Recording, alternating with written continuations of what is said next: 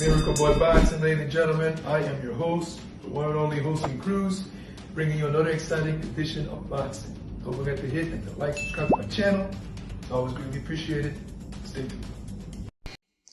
Miracle Boy Boxing, ladies and gentlemen. I am your host, hosting Cruz, and guys, ladies and gentlemen, I am here to talk about one of the top rising stars at 126 pounds in the super featherweight division, ladies and gentlemen. Actually, in the featherweight division, Rafael Espinoza out of Mexico defended his crown, now 25-0, 20 knockouts against Sergio Chirino Sanchez.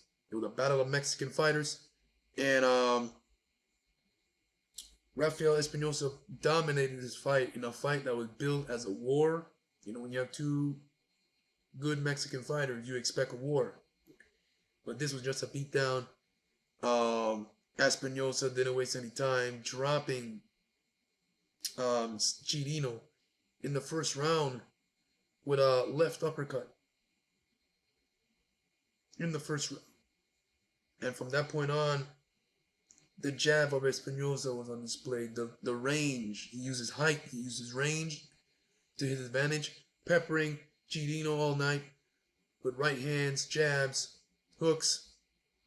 And it just became, you know, Chirino showing the heart, you know, of a warrior, Mexican warrior, trying to fight back and give a good account of himself, but it was just too much. Espinoza is tall, rangy, punching power in both hands, young, strong lion, and he's 126, ladies and gentlemen.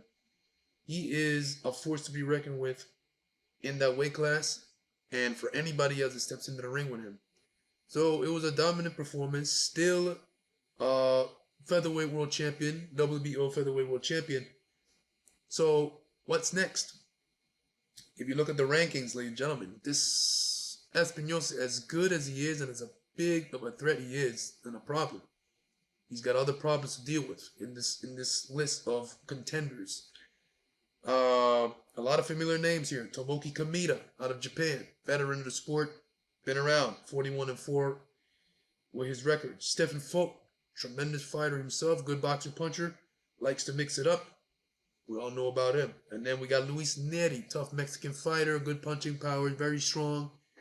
Coming off that very spirited loss over against Inayo Inoue in Japan, where he dropped Inoue in what was an upset in itself. 35-2, Mexican fighter. That'll be another war. That'll be a war. Then we got Ruben Villa, good boxer puncher. Matter of fact, he's not known for his punching power, but he's a very good skill boxer. Can give Espinoza some fits. Lately, he's been standing in the pocket, but he does not want to do that against Espinoza, because Espinoza can also fight well on the inside. Just ask Chirino how that uppercut on the inside felt, the one that dropped him. And the fight that I really want to see is the rematch between Espinoza and Royce Ramirez. The first fight was a fight of the year candidate. Both guys hitting the deck. Espinoza showing the comeback of the year type of performance after getting decked hard by Royce, where he got up and went right back down, fell right into the ropes. And I don't know how the referee didn't wave that off, because Espinoza was really hurt. He looked at Espinoza. Good job by the referee, though, to give Espinoza a chance. Look at his eyes, look at his reactions, and give him a chance. And Espinoza was able to beat Royce Ramirez by, I think it was split decision. It was a really close fight, but Espinoza edged it out, man. That last second, that last round, I think when he dropped Royce, and the rounds prior was really competitive, back and forth. It was a great fight. So I want to see it again. Royce's got a task this Saturday night in Miami on the Teofimo versus Steve Calgate card. Undercard, I think Royce will be the co-main event. And he can't look past that fight. He's got to win and then talk Espinoza rematch. But I want to see that fight. I hope Royce Ramirez gets the job done this Saturday night so that we can see this anticipated rematch in what should be another tremendous fight. And then we got Shushu Carrington on the list. Shushu Carrington is one of the most talented and very promising prospects at 126. Only 12 fights. 12 fights.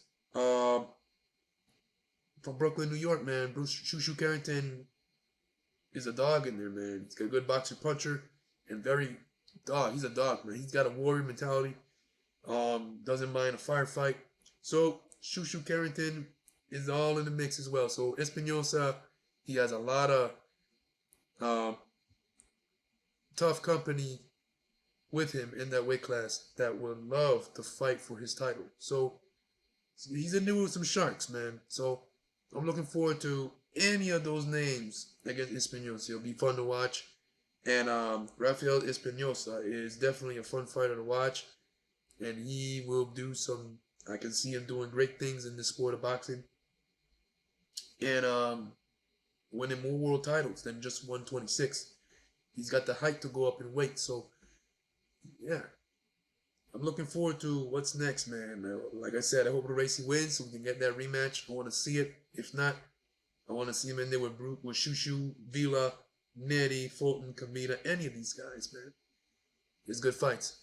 Let me know what you guys think in the comment section below. What you think, who you think Espinoza should fight next, defend his title against next. Do you think if Racy wins, will you love to see that rematch? I think so. It was a hell of a fight. It's worth the rematch because it's a close fight. It was a close fight. You got Shushu Carrington, Neri. Let me know what you guys think. Let me know who you guys think Espinoza should fight next in his next fight. Miracle Boy Boxing, ladies and gentlemen. I am your host, Jose Cruz. Don't forget to like and subscribe to my channel, ladies and gentlemen. It is always a pleasure to talk to you guys about boxing. And I'll see you guys in my next video. Peace.